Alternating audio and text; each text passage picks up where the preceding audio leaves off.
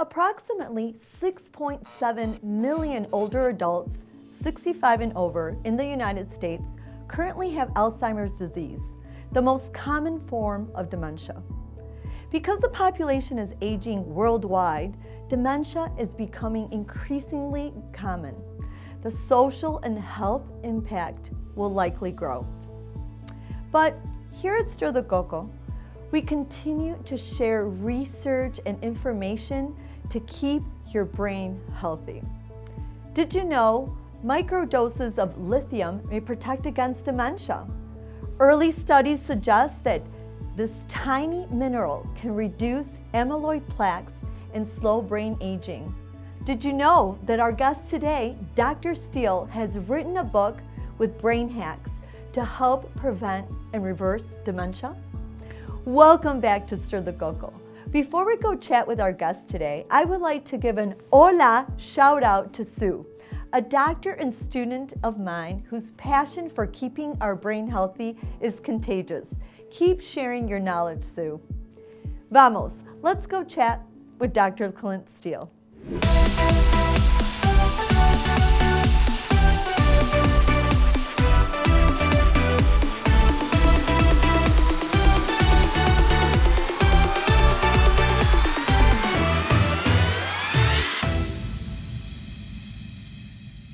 Hello, everyone, and welcome back to Stir the Coco. I am very excited to have a special guest, Dr. Clint Steele. He is founder of Brain-Based Health Solutions and author of 101 Brain Hacks to Prevent and even Reverse Dementia, including Alzheimer's.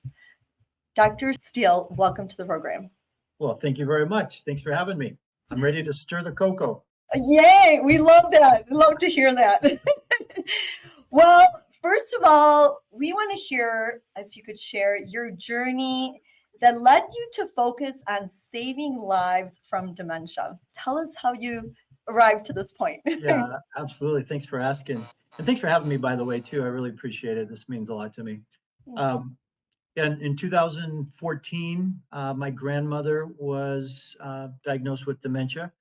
I went to visit her a few times. You know, obviously her memory started to decline. And she got to the point where she was in a nursing home. And I remember going to visit her, and she didn't know who I was a lot of the time. She didn't know who my mom was. She would whisper in my ear. One of her things she loved to do was go fishing, and she would whisper in my ear oftentimes, even though she didn't know who I was. She would say, "Sneak me out of here and take me fishing. I want to go fishing." And I remember walking in a couple times, and they were doing therapy with her, and the therapy consisted of flashcards. They were showing her flashcards of things like apples and footballs and soccer balls, and she didn't know any of it. And I'm like, this is it. Like this is what we're doing right now. And I remember leaving there. A few months later, she passed away, and I just remember thinking, man, I hope that doesn't happen to me, and I feel bad for those people that happens to, having no idea that this could be prevented and or reversed. And so about 6 years later, a lady entered my office in 2020. She's 80 years old. She had arthritis, she had anxiety, she had depression, she had high blood pressure. And oh, by the way, she had also just been diagnosed with early onset dementia. At the time in my practice, I was using lifestyle changes to improve things like anxiety and depression and reverse high blood pressure, stuff like that. And so she came in, and I told her, I said, listen, I've never treated anyone with dementia, but I said, I'm happy to take care of the rest of this stuff for you. It's no problem. Her medical doctor, by the way, had told her at the time that she could give her medications for everything except for her dementia, which she said was due to age. Her medical doctor said was due to age, which is a lie, just FYI. I don't know if we'll get into that, but it's in my book. So I told him, and by the way, in that first day she came in, she was having a hard time remembering what she was talking about in the middle of a sentence. Like she would forget. She forgot her kids' names. Her husband had to remind her of her kids' names. And so they said, yeah, that's fine. Let's go ahead and do what you do, and whatever happens, happens. And so we, of course, started seeing improvement with anxiety, depression. Her high blood pressure went away. But shockingly, what happened was within probably 3 months, her personality started coming back. her memory started coming back. At 6 months, her husband walked in and gave me a hug and said, "Thank you, you've given me my wife back." And I've got pictures of her 2 years later doing amazingly well on her 82nd birthday. At her 82nd birthday, she went out with her kids to celebrate, and her daughter had sent me a text saying, "Thank you so much for doing what you did for my mom. I'm so blessed to still have her around, and that she's still able to function and live a life." And she was enjoying life. And so that was the start of, I said to myself, "Oh my gosh, like I'm onto something. Like I don't know what it is, but I'm onto something." And I started diving deep into the research at that point. And that's what I found fascinating when I was reading your book. You talk about that there are like big, as you mentioned, misconceptions of dementia. Tell us what some of those are. Well, one of them is age, right? And Yeah. here's the thing. Here's the thing that I like to do. I don't like to have this be my word versus someone else's word. Yes. Because I'm going to say something, someone's going to go talk to their medical doctor or someone else, and they're going to say, well, they say the opposite thing. And so who do I believe? And so what I like to do is use logic. Like this is very logical, right? So number one of the big lies or misconceptions about dementia is that dementia is due to age. And again, let's use logic on this. Yeah. If dementia was due to age, then that would mean that every 80-year-old in the world would have dementia. Yes. And it's simply not the case. In fact, what we see is about 1 in 10 people over the age of 80 have dementia. So it's 10%. Now, still too much, but Yes. it just proves my point, number one. Number two, what we see is, and this is probably more so than age, is I get a lot of people that come in and say, my medical doctor tells me it's due to my genetics. It's due to genetics, and there's nothing I can do. Well, here's the thing with genetics. We know, based on research that was done from 1990 to 2002, it was called the Human Genome Project. This was universities and governments all over the world came together to study the human genome. And what they found in this 12-year-long research project was that genes do not cause disease. Something has to turn those genes on. Yes, they make you more susceptible to a disease, but just because you have the gene doesn't mean you're going to get the disease. So that's the first thing. The second thing is there's dozens and dozens, there may even be hundreds of identical twin studies. And I love these studies because these are these are twins that come from, they have the same genes, right? The exact same genes. Yes. Right. And what we see, whether it's cardiovascular disease, whether it's dementia, it doesn't matter what it is, we see that based on lifestyle, one person is more at risk of getting the disease than the other person. And it comes back to their lifestyle. So that's, again, using logic, guys, using logic. Here it is. And then the third lie I'll throw in here as well is that dementia can't be reversed. And I know we're going to talk about this, but there's research showing, and in fact, this has all happened probably in the last 5 years. There's been 3 research articles, in fact, one from Harvard University, that has shown with lifestyle changes, they've been able to reverse dementia and Alzheimer's disease. Well, you know what? Let's lead into that because obviously, I mean, I first of all love your book. I will be talking more about it, but and yes, I mean, definitely what caught my attention was, the title is 101 Brain Hacks to Prevent and Even Reverse Dementia, including Alzheimer's. So I'm sure the question you get asked, is it reversible? Is dementia reversible? So, yeah. So I think this is the big question. I think something that, what is reversible? What does reversible mean? What does that exactly mean? Yes. And what I use in regards to that is let's reverse the symptoms, right? Because it's the symptoms that cause the problem, right? Memory loss and cognitive decline and inability to focus and whatever else, right?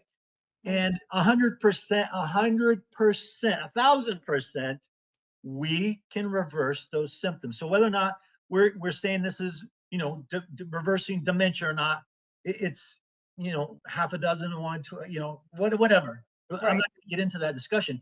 All I know is that we know that we can reverse cognitive decline and we can improve memory in those that have cognitive impairment. And the research is there. Okay, Dr. Dale Bredesen has done a study. Actually, he's done 2. He's in the process of doing another one. Dr. Heather Sanderson did one, and they both have written books on this. And then the one that I really love is Harvard University. And it's crazy to me that, Harvard University has done a study where they showed that they could reverse, and this was over a course of a 6-month period of time, that they could reverse the symptoms of dementia, right? They improved memory, they improved cognitive decline, they reversed it, right? And yet you didn't hear about this on the news, right? It's crazy. No, you didn't. No, It's and so we're hearing it now. People to know. And like you said, there's things when you mentioned lifestyle, things that we can do to help obviously improve our brain. One of them that you talk about is stress.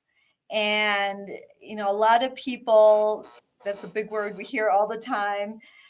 What's happening to us with our brains? Stress, what is that causing and in our brains? First off, at a foundational level, the actual cause of dementia, Alzheimer's, any end-stage neurodegenerative disease, Parkinson's disease, the list goes on, comes from stress. Okay. And now when I say stress, most people think emotional stress. And yes, that's one stress, but there's actually 3 types of stress. There's chemical stress, there's emotional stress, and there's physical stress. And so at a foundational level, what happens is when your brain is under too much stress, it goes into what we call survival mode. Okay. Survival mode is like your brain thinking you have to escape a burning building, or you're running from a bear, or someone's holding a gun to your head. Yes. This is your brain saying, hey, we've got to survive. What do we have to do to survive? And so just to again, logic says, okay, if I'm under too much stress, what's going to happen to my heart rate? If I have to escape a burning building, what's going to happen to my heart rate? What's going to happen to my breathing rate? What's going to happen to my muscle tension, right? We all understand this, but even more foundationally, understand that your brain has to send chemicals. It has to release certain hormones. It has to release neurotransmitters in order for your body to adapt so it can survive during this stressful period in being in survival mode. And so the question is, okay, let's say the fire alarm is no longer a fire alarm, it's a false alarm. We come back into the building 10 or 15 minutes later. What should happen to our brain? Ideally, our brain should say, hey, we don't have to focus on surviving anymore. We can move out of survival mode. We can move into what we call healing mode.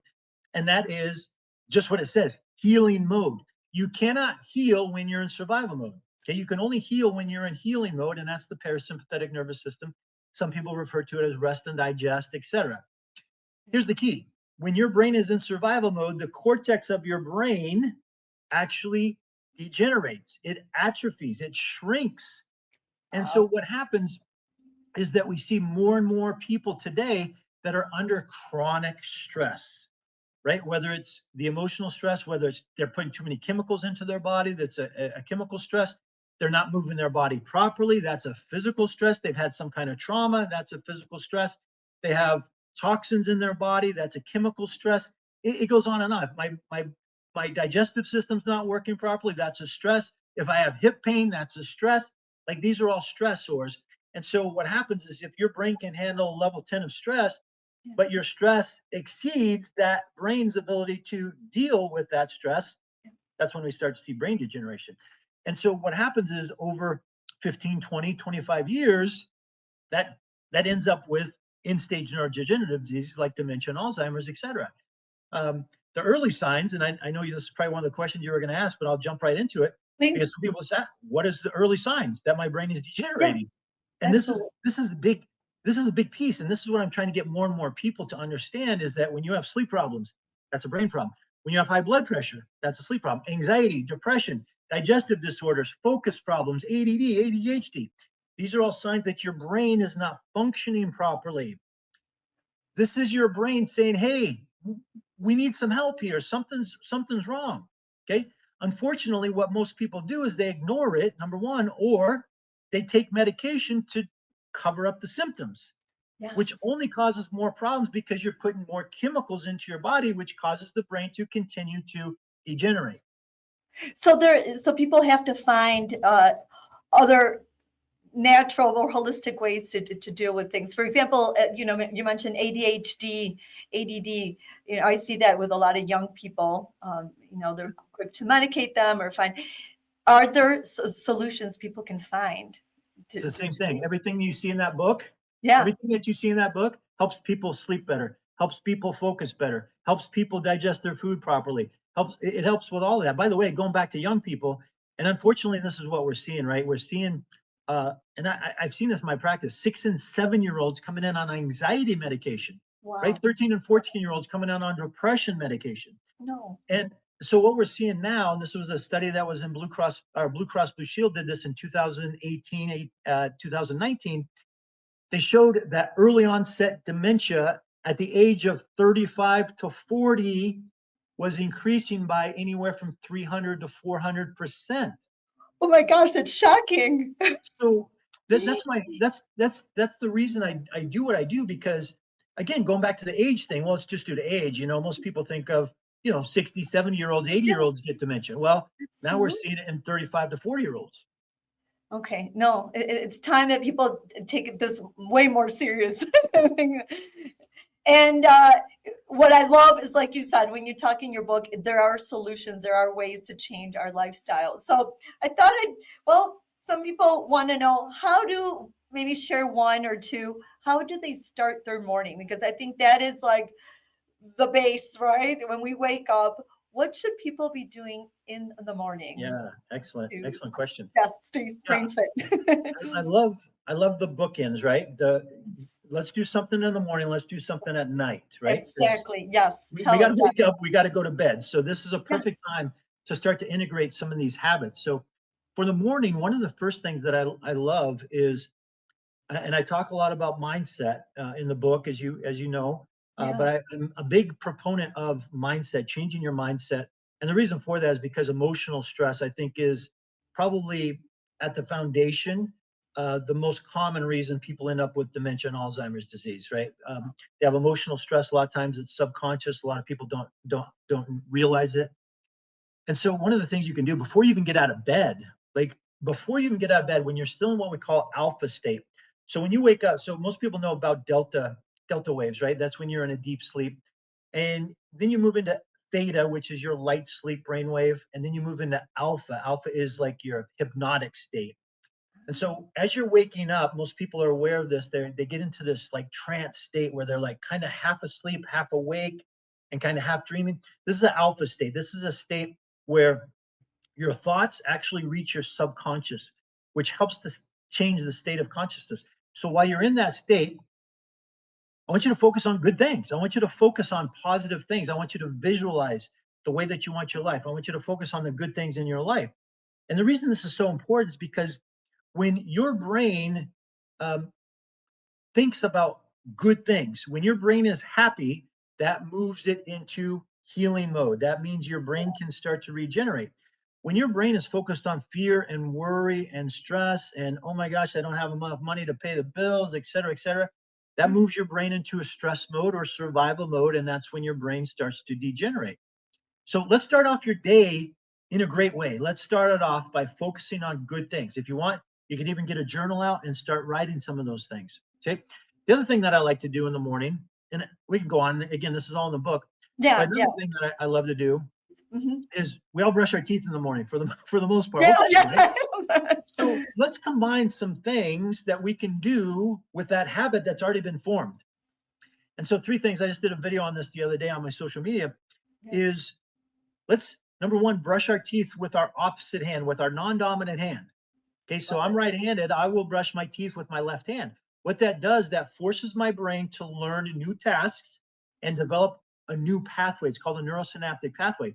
When your brain does that, it becomes more adaptable. So that's number 1. Okay. Love it. Number 2, while you're standing there brushing your teeth, let's stand on one foot. Let's work on balance. There's so much research showing that people that have poor cognitive function also have balance problems, and people that have balance problems have poor or increased risk of dementia, et cetera. So the great thing about this is, in order to improve your balance, you've just got to work on your balance. Just practice it, right? Just practice it. Love it. And so do it while you're brushing your teeth. Do it while you're standing at the sink, doing the dishes. Do it while you're standing in line somewhere. Just stand on one foot. No way. Oh my gosh. Love it. Number 3, we got to get rid of plastics. Oh So gosh, don't, there's yes. so many things, and in our lifetime, we're not going to get rid of them. So we've got to deal with them as much as we can. And what the research shows is if you use a plastic toothbrush with plastic bristles and you brush your teeth on average twice a day over the course of a year, you're increasing the plastic particle intake into your body by 12 billion pieces. 12 billion with a B. And No. so the reason that's a problem is because plastic particles get into your system and they cross the blood-brain barrier. When they cross the blood-brain barrier, they're causing damage, and a lot of times they can't get out.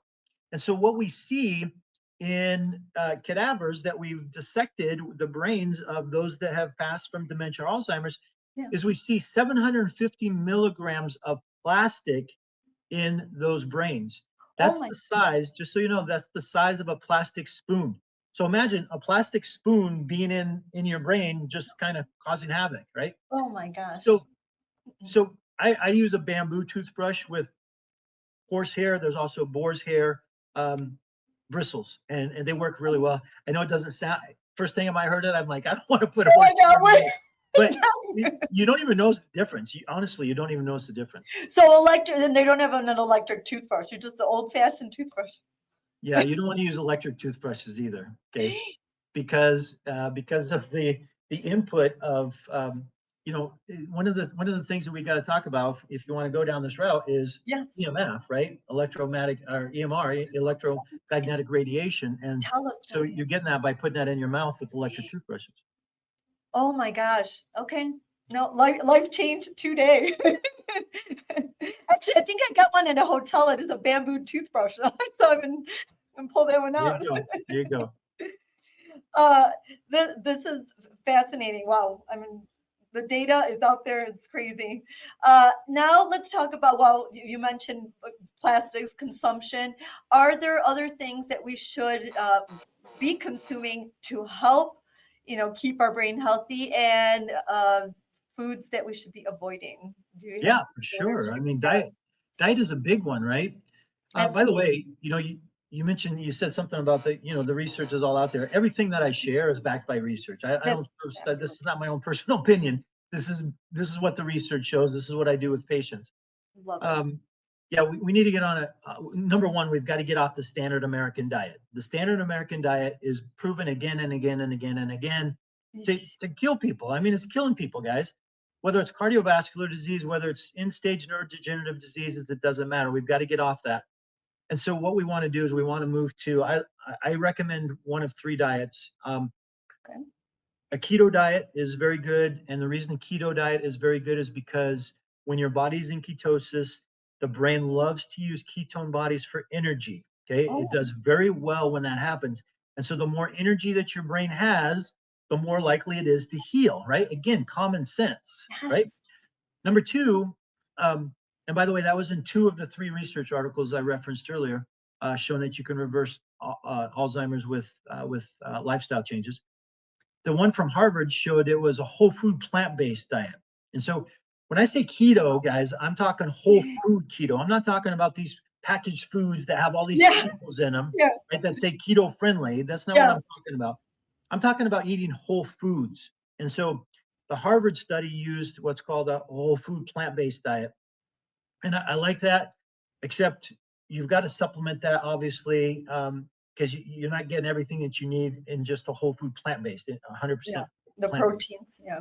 Yeah, and so that needs to be addressed in a kind of a different way, but again, it's shown really good results. And then the last one that I like to comment on is Mediterranean diet. And the Yes. reason the reason I love the Mediterranean diet is because if you look at the blue zones, which Yeah. are for those not familiar with blue zones are areas, regions in the world where people are living to be 90, 95, 100, 105 years old, and they're still like Yeah. healthy and they're still like productive and Walking. they're still living amazing lives, right?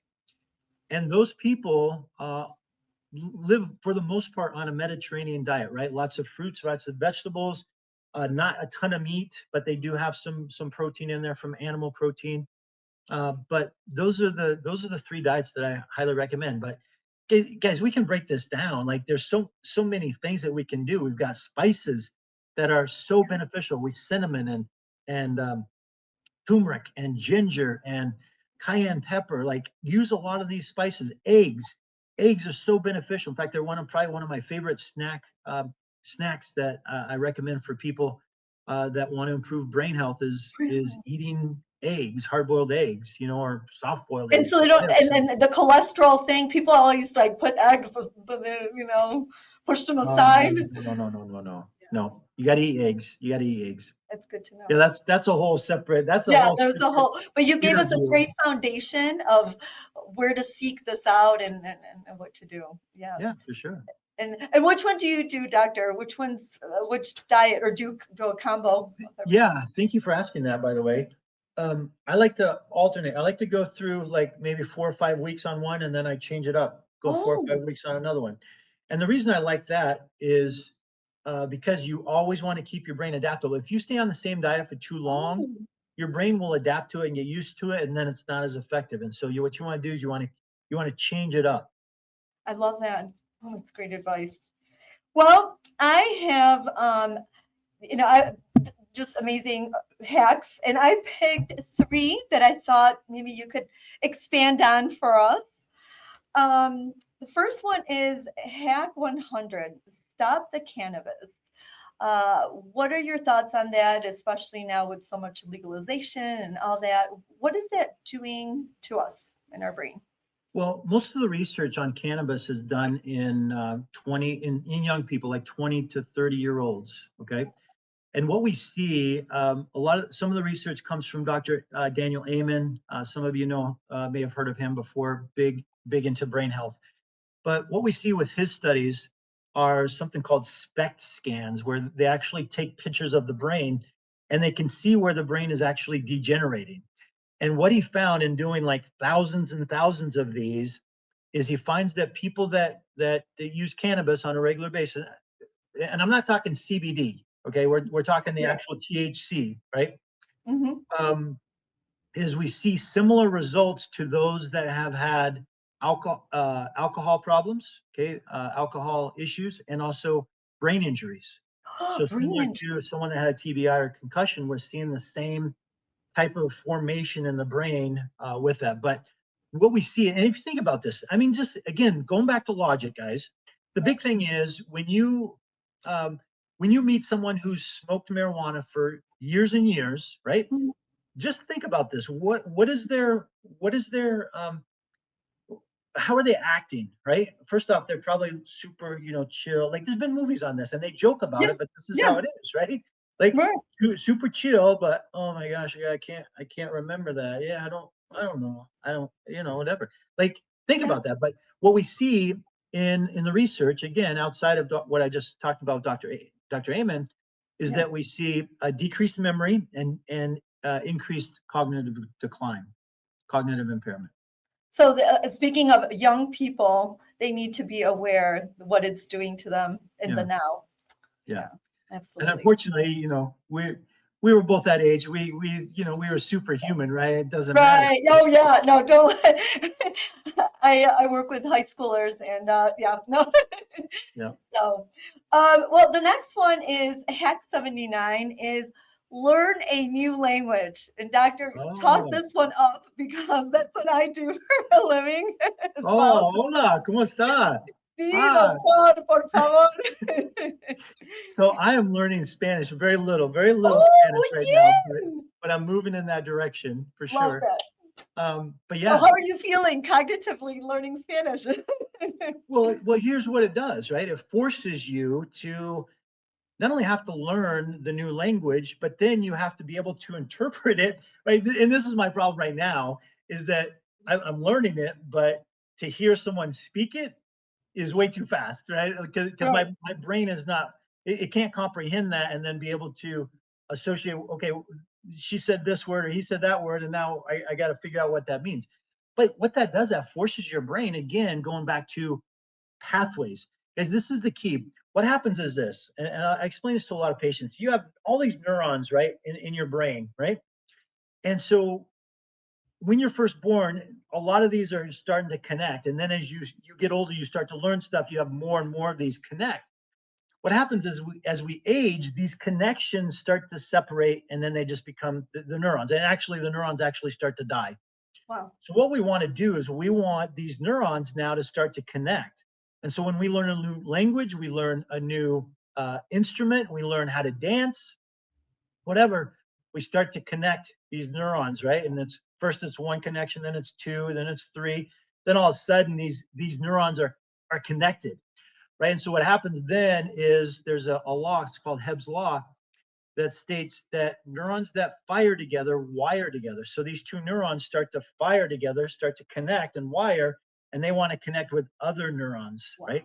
And so that actually grows your brain, that regenerates your brain. And so 100%, I would recommend that you learn a new language or another new language, right? Right. Super, super important. Yay. Well, gosh, that's wonderful to hear.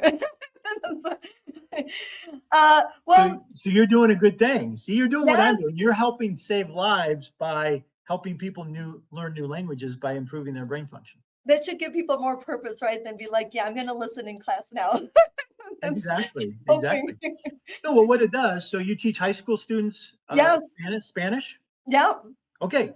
So what we see is this, is even if you learn it at an early age, what that does, that builds enough neural connections so that later on in life, you still have more of those neural connections. And so that makes your brain more adaptable and you're better able to deal with stress. And it decreases your risk for dementia, Alzheimer's, Parkinson's disease, etc. So it all works together from the beginning. Love that. Yeah.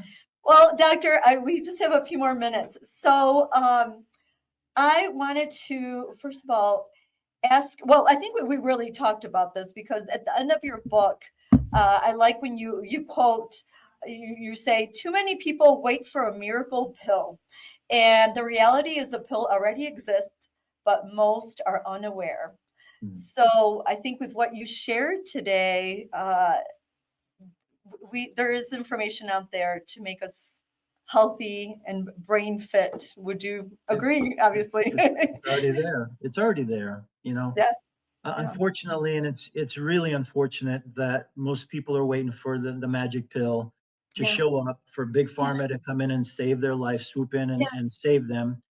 And unfortunately, I honestly, I don't think that's ever going to happen because there's not one pill that's going to correct everything that needs to happen in order for you to reverse this. It's work. I mean, it's work, but this 100%. It's a commitment, 100%. You know, to do this. Yeah.